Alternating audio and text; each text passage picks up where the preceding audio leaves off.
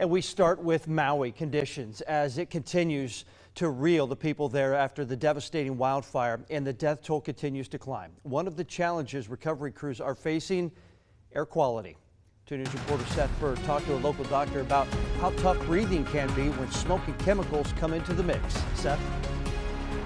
Members from Ohio Task Force 1 left from Vandalia to Lahaina to help search through the rubble for survivors, and doctors say the heat and air quality will make their mission difficult. The Maui Valley had already experienced tough air quality conditions due to Canadian wildfires, but that was plumes of smoke traveling several hundred miles. In Maui, the conditions will be worse for residents and recovery crews. The body just does not work quite as well when the air is not clean because we need, oxygen. And when we don't get that, things don't work quite right. And people can become very ill, not just from a respiratory standpoint, but, systemically. After multiple days of exposure, symptoms can be a consistent cough, wheezing, and shortness of breath.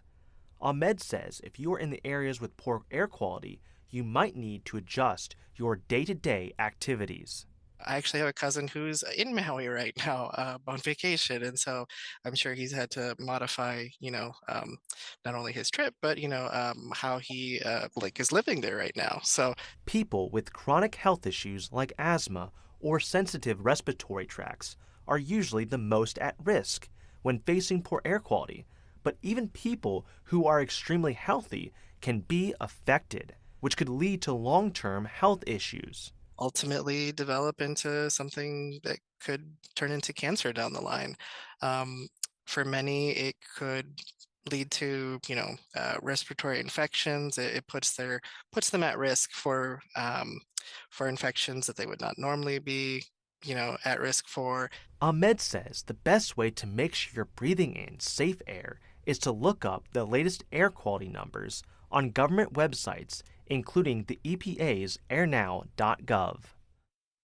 Ohio Task Force 1 from Vandalia is expected to be in Maui for at least several weeks as they lend a hand at the ongoing search and rescue efforts. Currently, over 1,000 people are still unaccounted for.